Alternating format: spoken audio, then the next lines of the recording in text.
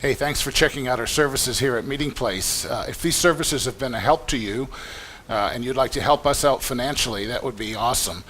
You can do that via PayPal just using our email address, meetingplacebangor@gmail.com. If you could help us out, that would be greatly appreciated. Thanks a lot. Okay, I'm going to be reading from John chapter 2, verses 13 through 22. The Passover of the Jews was at hand, and Jesus went up to Jerusalem. In the temple he found those who were selling oxen and sheep and pigeons, and the money changers sitting there.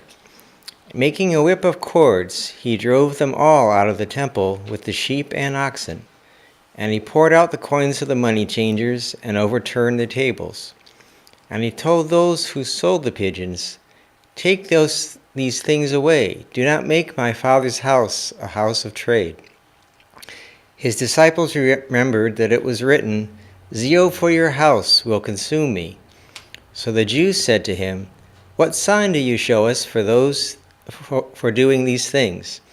And Jesus answered them, "Destroy this temple, and in 3 days I will raise it up." The Jews then said, "It has taken 46 years to build this temple, and will you raise it up in 3 days?" But he was speaking about the temple of his body. When therefore he was raised from the dead, his disciples remembered that he had said this, and they believed the scripture and the word that Jesus had spoken. Well, this is the third Sunday in Lent. Welcome again, everyone, and anybody that's watching online. Glad that you're worshiping with us this morning. This, I think, is a really timely text for what's going on in the United States and around the world today. This text, which is commonly called the cleansing of the temple. A number of scholars are now calling it the closing of the temple, and I like that title better because even though in actuality the temple remained in operation until AD 70, about a generation after this, I see this as Jesus' prophetic theater, an act of prophetic theater, prophesying the closing of the temple in the tradition of Jeremiah, Amos, Hosea, and many other Old Testament prophets who prophesied against corruption in the leadership in Israel. This is what Jesus is acting out here. So first, let's dispense with a few misnomers about this incident. And now this is John's account of this incident, which differs some from Matthew, Mark, and Luke's. First off, John's is the only account that mentions the use of a whip. The other three Gospels don't mention that Jesus had a whip in his hand at all. This is a modern painting of the event. It looks like Jesus has one of the people by the neck and about to strike him with the whip, one of the money changers there. A more traditional painting of it might look something like this. And if you do a Google search on the cleansing of the temple and look for images, I looked in vain for an image of Jesus not using the whip on people or threatening to use the whip on people. But that is actually not what the text says. And David Bentley Hart, in his new literal translation, translates the couple of verses around this way. "And having fashioned a stock whip out of cords, he drove all of both the sheep and the oxen out of the temple. He also spilled out the coins and overturned the tables of the money changers, and said to those selling doves, 'Take these away from here.'" So in a footnote, Hart writes, "In the Greek, it is clear that Jesus uses the braided or tied cords simply to herd the sheep and oxen out of the compound, not to thrash the money changers." So there's been a common idea expressed that Jesus used the whip on the people, and there's some sad mistranslations around that assumption. Some use that as to say that Jesus could get out of control angry or that he could get violent. But the Greek word for anger, orge, doesn't even exist in any of these gospel accounts. Michael Hardin writes in A Jesus-Driven Life, "This is not a story about Jesus getting mad.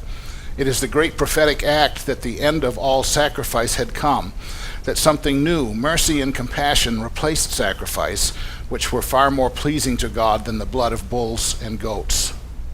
So Matthew, Mark, and Luke all place this story at the end, near the end of their Gospels, just before Jesus is arrested. It is actually the last straw for the religious leaders. When Jesus, in Matthew, Mark, and Luke's Gospel, they place it at the time Jesus, and actually the Gospel accounts don't tell us that Jesus ever went to Jerusalem until the end of his ministry.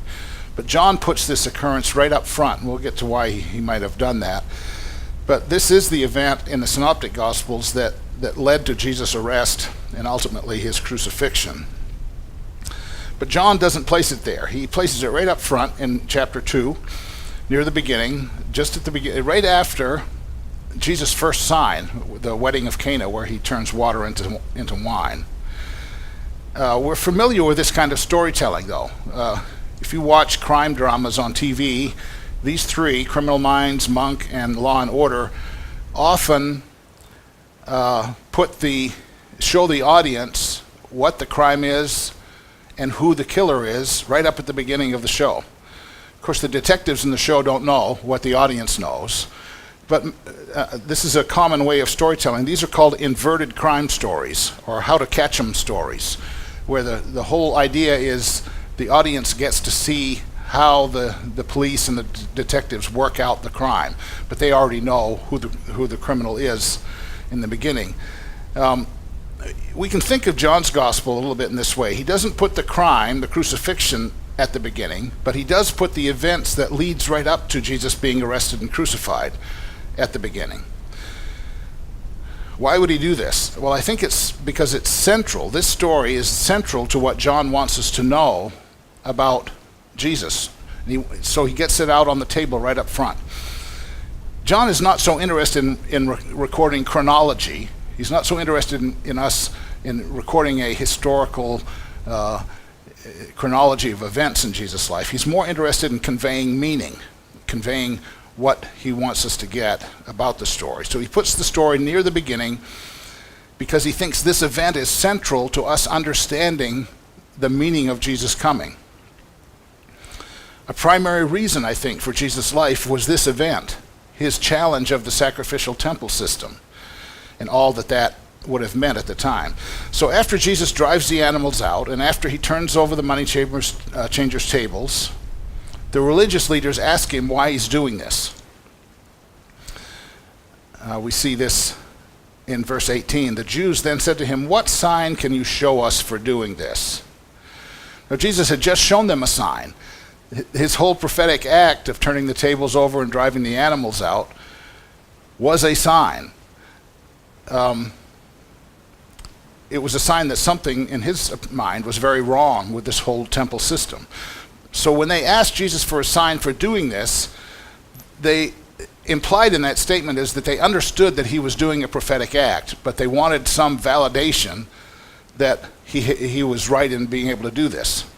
They understood that he wasn't just being a vandal. He just wasn't vandalizing the place. They understood by this question that, oh, he's doing something prophetic here, but we need him to show us why he is legitimate, why he's a legitimate prophet for doing that. And Jesus answers this way: "Destroy this temple, and in 3 days I will raise it up." The Jews then said, "This temple has been under construction for 46 years, and will you raise it up in 3 days?" But he was speaking of the temple of his body. After he was raised from the dead, his disciples remembered that he had said this, and they believed the scripture and the word that Jesus had spoken. So rather than giving these religious leaders another sign to prove that he was legitimate, Jesus points to the sign that will change everything: his death and resurrection. He points away then from the physical temple that they're standing in and draws their attention to himself as the new temple. This is more significant than we realize. Paul Nectarline writes something very insightful about this. He writes this: "This is where the Gospels are so much more serious than we realize. Jesus didn't come and say, 'The temple is finished, thank you and goodbye.' He said, the temple is finished and I will take its place. And we have to ask ourselves, how can that be so? That's an outrageous claim. He didn't come and say, the temple is finished, thank you and goodbye. He said, the temple is finished and I will take its place. So we have to ask us, how can that be so?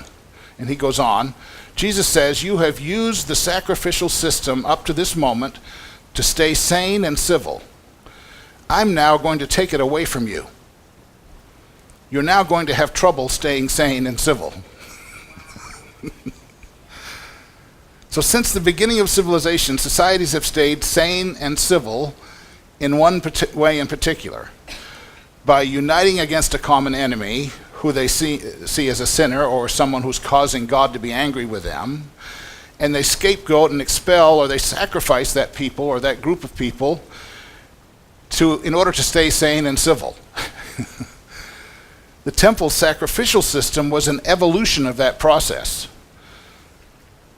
Instead of actually sacrificing human beings, the Israelites had progressed to sacrificing animals as a way to control their violent impulses toward one another.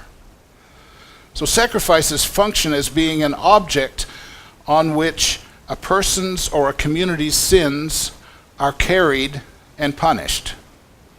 That's how sacrifices function. They fulfill that need in a society. Where in early human history, it actually played out in groups uniting against a common person and either killing them, burning them, tearing them apart, or expelling them from the community. Through time, that evolved, especially with the Israelites, into a temple sacrificial system, where instead of shedding human blood, they began shedding animal blood as a stand-in for human victims, right? The temple provided a way for people to have their sins covered by a blood sacrifice, albeit not another human's blood. And this was thought to appease God and put them back in right relationship with God and their community. So when Jesus comes challenging that whole system, he's challenging their entire way of civilized life. As Paul Nectarline says, how they stayed sane and civil was what he was challenging by prophesying the end of the temple system. Talk about kicking the rug out from under somebody. By closing the temple, Jesus is taking away from human civilization the process by which it has remained civilized. But he doesn't leave them there. He doesn't just say, I'm just going to knock this temple out from under you. He goes on and says, I'm going to give you another way. This is Nectarline speaking again. I'm going to give you another way, and that is to fall in love with me, to follow me. Not out of some piety, or wouldn't it be nice, or isn't he a lovely guy, or even he's God's incarnation. No, it's the alternative to the anthropology that we humans have lived with since the beginning of culture. So when Jesus prophesies the end of the temple and then says, I'm the temple, he's saying that whole way you've structured your way of being together, your way of being together in community, your way of keeping yourself sane and civilized is going to have to change. And I'm giving you another way to live sane and civilized. This is why I think John puts this story right up front in his gospel, because he wants us to know right from the beginning what Jesus is up to. That he's up to a radical change, not just in how Jews worshipped, but in how they stayed sane and civil. He wants us to know from the beginning of his gospel that this is a story about a new way to be sane and civil, a new way to be together without doing violence to each other, a new way to be human, like the human being, Jesus. So some people think that when Jesus went into the temple that day, and he turned the tables over, drove the money changers out, drove out the sacrificial animals, that he was just kind of doing a housekeeping project. That he was just kicking out the people that were making money in the temple. This has led some churches to not allow the sale of any kind of merchandise in their church buildings. But as he was turning over the tables, Jesus quoted Jeremiah. He said, he told those who were selling the doves, take these things out of here. Stop making my Father's house a marketplace. So this is John 2:16, quoting Jeremiah 7:11. It's interesting that It has the name of a store, 7-Eleven, in the merchandising verse here. In what way, then, had the temple become a marketplace? Well, we know that people came to the temple from all the surrounding region to offer their sacrifices. And it just wasn't easy to drive a bull or a goat or an oxen or to carry a dove with you many miles to get to the temple. So the temple system provided a supply of sacrificial animals, the more expensive ones for people that were higher up the social ladder, less expensive ones for people that couldn't afford those, and they were there available for purchase. And the Roman currency, which is in common use, could not be used in the temple. They saw that as idolatrous. So money changers exchanged Roman money into temple currency. Then they could purchase these sacrificial animals with temple currency. So this whole system was based on the idea of an exchange going on. First, an exchange of money for money, Roman money for temple money.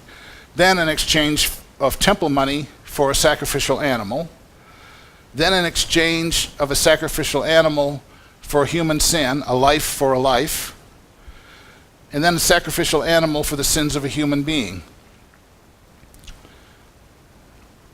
This whole market-based way of being in community was really what Jesus was objecting to, and saying, I'm going to give you a different way to be in community together than this exchange-based way of being in community. There's a better way to be in community than this. So also, when Jesus says, stop making my Father's house a marketplace, in John's gospel, what does my Father's house mean? Is Jesus saying this temple is my Father's house and stop making it a den of robbers or a marketplace? Well, in John's gospel, we never see that Jesus refers to the temple as his Father's house. Just 2 chapters later, in John, Jesus has this encounter with the Samaritan woman at the well. Remember that encounter? I'll read a little bit of it in John 4, starting at verse 20. Our ancestors, this is the woman speaking to Jesus, our ancestors worshipped on this mountain, but you say that the place where people must worship is in Jerusalem. So this woman is identifying physical locations where the Samaritans worshipped and where the Jews worshipped. The Samaritans worshipped on that mountain there. The Jews worshipped on Mount Zion in Jerusalem. Then Jesus said to her, Woman, believe me, the hour is coming when you will worship the Father neither on this mountain nor in Jerusalem, but the hour is coming and is now here when the true worshipers will worship the Father in spirit and truth, for the Father seeks such as these to worship him. So Jesus is not calling the temple his Father's house. The whole world, in Jesus' mind, is the Father's house. So in this passage, I think we err if we think that Jesus just came to do some housekeeping in the temple to get it more in line with what he thought it ought to be. That kind of thinking leads us to thinking that a church is a building. But a church is not a building. A church is a gathering of people who are members of Jesus' body, which is the temple, right? So Jesus is not just trying to clean up their sacrificial temple. He's saying this temple is finished, and I'm taking its place. Jesus makes reference to one other Old Testament scripture in this story. So this one he's referring to Jeremiah. After his disciples saw him do what he did, turn over the tables, drive out the money changers, and so forth, we read this. His disciples remembered that it was written, Zeal for your house will consume me, quoting Psalm 69:9. There's all these, it's important when you read the Gospels to make note of when they're quoting Old Testament passages, and then go read the Old Testament passages and see if they're validating that Old Testament passage or if they're interpreting it in a different way. So this is what we'll try to do now. I always thought that this meant that when it says, Zeal for your house will consume me, that Jesus was consumed for zeal for the temple. And he was upset that people were not worshiping right in this temple. So this made me led me to think that this was a rehabilitation story, that Jesus was trying to rehabilitate the temple. But if you read Psalm 69, it's a psalm that says things like this: "More in number than the hairs of my head are those who hate me without cause." Those who hate me without cause, keep that in mind. "Many are those who would destroy me, my enemies who accuse me falsely." So this psalm is the voice of a victim who has been accused without cause. Kind of like Jesus, right? An arbitrary victim, a scapegoat that has been driven out of his community. Also in Psalm 69 we find, "It is for your sake that I have borne reproach, that shame has covered my face. I have become a stranger to my kindred, an alien to my mother's children. It is zeal for your house that has consumed," or devoured would be maybe a better way to translate that word. "It is zeal for your house that has devoured me. The insults of those who insult you have fallen on me." So in Psalm 69, we hear the cry of a sacrificial victim who has been accused without cause. He's been zealous for the temple, but his zealousness for the temple didn't save him, because the people in the temple consumed or devoured him, drove him out. And it manifested in his religious community expelling him. So when the disciples associated what Jesus did that day in the temple with this passage in Psalm 69, what were they thinking? I have a short recording of a Bible scholar named Gil Bailie about this, and listen to what Gil has to say. For Jesus, zeal for your Father's house devours me. It's not Jesus' zeal. It's the zeal of his opponents for the temple that is devouring him. So we read this gospel wrong when we think it means that Jesus was that Jesus was a Josiah who was just a temple reformer. But it's absolutely clear in the Johannine gospel that he is not a temple reformer. He has come to replace the temple. And the zeal that will devour him, the zeal for the temple that will devour him, is the zeal of his opponents for the temple.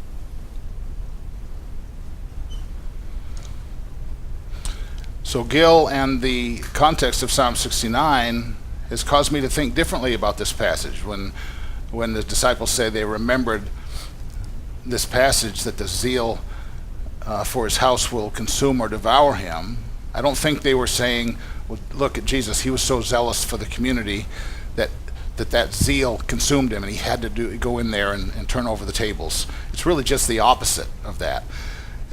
Bailie writes, "The anthropological law of gravity is sacrificial." At this time, the only way you could conceive of being a human being was to be a sacrificial human being. And the audacity of challenging the temple and rendering it defunct means that we must find a way to do what the temple did. So when Jesus shuts down the temple, like we said, he pulls the rug out from under people. But the temple served a purpose. It served a good purpose, a purpose to make us civilized and sane. So namely, that's what he says, namely the temple kept us reasonably sane and civil. So we see the effects of the loss of a sacrificial system today, even all around us. So when Jesus does this, when he removes by prophesying the end of the sacrificial temple system, and all through his ministry he said, "I desire mercy, not sacrifice," he's calling us to learn how to live together differently.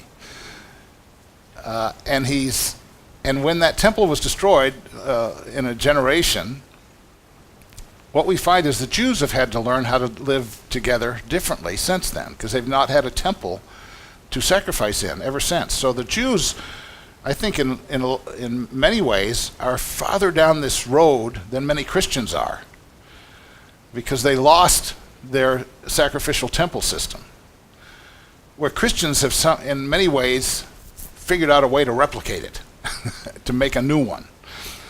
And as we look around us today in the world we live in, there's one way that gets a lot of discussion now that I think we as a culture, as a country, can kind of duplicate a sacrificial process, even though we're not using a temple to do it. And it's through this concept called identity politics. This is a Wikipedia definition of it. Identity politics, also called identitarian politics, refers to political positions based on the interests and perspectives of social groups with which people identify. So if you have a social group that you identify with, you can get your identity from that social group. You can identify with that group. And then it goes on, identity politics include the ways in which people's politics are shaped by aspects of their identity through loosely correlated social organizations. So without a temple sacrificial system through which to have our collective sins absolved, we go looking for other ways. And this can manifest into splitting ourselves into interest groups, political parties, different ways of associating one with another. And when we do that, we see our cause as just and other groups' causes as unjust. It's very easy to do that. So with no way to resolve these differences, we end up seeking to sacrifice the other group. Right? We'll marginalize them, or we'll label them, we'll attribute the worst of motives to them in order to sacrifice them in our mind. So the problem that can arise in identity politics is that people's identity gets all wrapped up in the social group they belong to, which makes it very hard for us then to understand other people's identities in the groups they associate with. So when Jesus closed the temple, he took away the effectiveness of that, because there's no way to resolve the angst that creates without sacrifice again. But we also know that sacrifice doesn't work anymore. So we're left in this strange place. So how do we find a way to do what the temple did, namely a way to keep ourselves sane and civil? And how does Jesus lead us out of that by saying, I'm now the temple. I am now the temple. Now what much of Western church has done is made Jesus just into the ultimate sacrifice and said that God poured his wrath out on him. But that does nothing to change the sacrificial system other than to say God got his licks in on his own son, Jesus. So how does Jesus lead us out of this whole conundrum? Recognizing that some groups of people, I'll say it this way, we need to recognize that some groups of people are being, in fact, treated unjustly. There's an importance in that. But when another group sees the world as a zero-sum game, the idea that if we give justice to this group that over here, I'm going to lose something in giving justice to them. That's the zero-sum game concept, right? So that I think it's important that we do have the ability to recognize who is being persecuted and who is being treated unjustly. The problem is if you're a member of a group that has power over that community that's being treated unjustly, it can be costly for you to elevate that other group, right? So this is where we get victims crying out for being treated unjustly, and then we have powerful groups not wanting to help that situation out. But you can also have the persecuted group, or you can have people from other categories joining with the persecuted group, and then they just turn into scapegoaters, scapegoating the other community, right? So we have to be aware of all those things. How can we then, as followers of Jesus, live differently? What are some of your guys' thoughts? And I don't have a really good answer for this question, but I think it's a pressing question for our country right now. We're getting more and more divided, more and more split along ideological lines, into more and more fractured into groups. So if Jesus is relevant for anything, I think he should be relevant here in this place. And only followers of Jesus are going to really, I think, break through with ideas about how this can help. So I'll stop there. What do you guys think? How can we keep keep our zeal from devouring each other?